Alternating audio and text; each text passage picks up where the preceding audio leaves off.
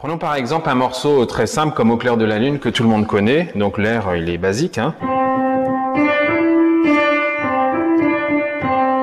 Donc ça, c'est plat en fait. C'est une harmonie très simple, un accord trop parfait.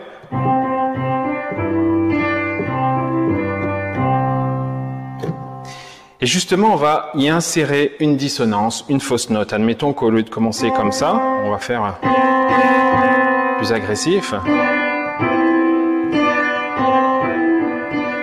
Vous voyez, on se dit, oh, c'est pas beau, c'est bizarre, c'est pas Au clair de la lune que je connais, ça me plaît pas. Mais en fait, tout l'intérêt est là, on va essayer d'harmoniser cette fausse note en fait du départ. Et pour l'harmoniser, je vais rajouter des accords qui vont sublimer en fait cette dissonance pour lui donner une coloration, une particularité, mais qui va faire toute la beauté en fait du morceau, encore plus que ça. Et on essaye, on voit ce que ça donne.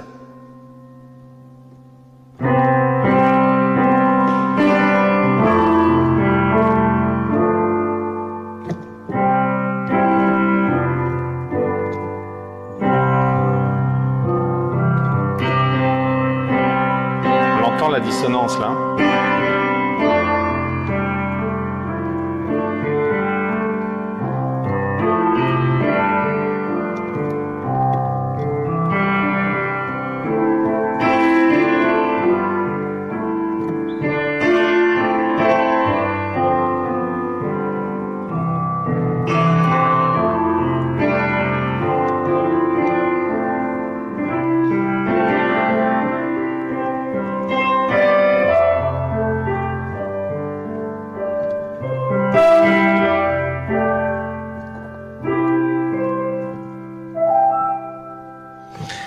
Et tout l'art du musicien, je dirais, c'est de amener ces dissonances dans la musique à des résolutions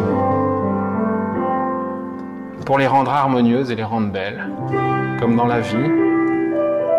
Tout ce que vous devez faire, c'est accepter vos dissonances, comprendre que c'est un plus, c'est quelque chose de merveilleux,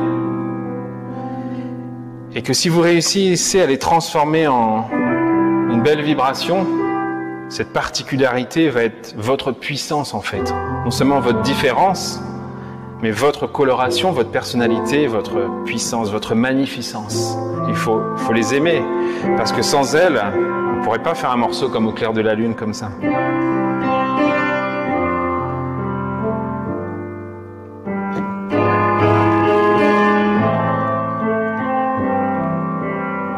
Je pousse encore un peu plus. Hein.